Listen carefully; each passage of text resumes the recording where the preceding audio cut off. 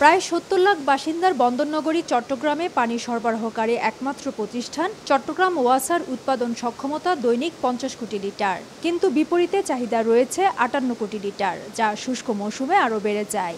একই সঙ্গে দেখা দেয় লবণাক্ততা।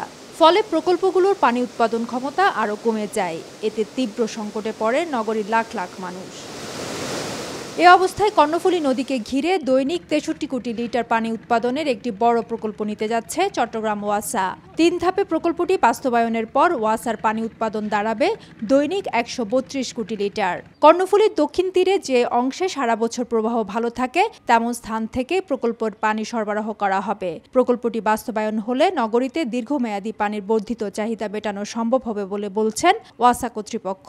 ক্রমবর্ধমান জনগোষ্ঠীর এই যে চাহিদা, সুপেয় পানির চাহিদা, ইন্ডাস্ট্রিয়াল যে ওয়াটার, সেটার চাহিদা পূরণের জন্য চট্টগ্রাম ওয়াসাকে তার ক্যাপাসিটি বাড়াতেই হবে। প্রতি বছরে ২০ মিলিয়ন লিটার দৈনিক, এই হিসাবে আমরা ৩ ফেজে হয়তো এটা চেষ্টা করব যে ক্রমবর্ধমান চাহিদা ক্রমান্বয়ে বাড়বে, সেই চাহিদাটা যেন চট্টগ্রাম ওয়াসা পূরণ করতে পারে।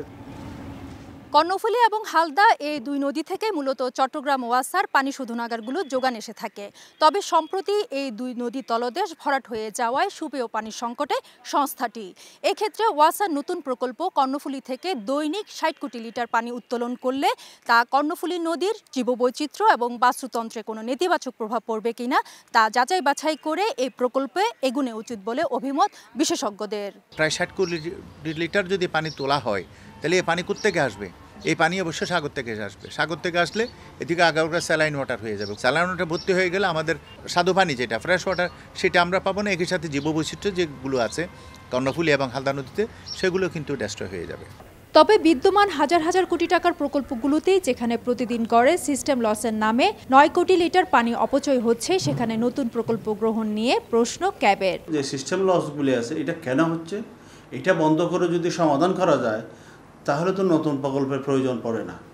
তো শুধুমাত্র প্রকল্প নিলে আমাদের যারা ওয়াসার কর্মকর্তারা আছেন, বোর্ডে যারা আছেন, তাদের সুবিধা হতে পারে, কিন্তু এটার দায়ভার আবার কিন্তু ভোক্তার গাড়ে পড়বে।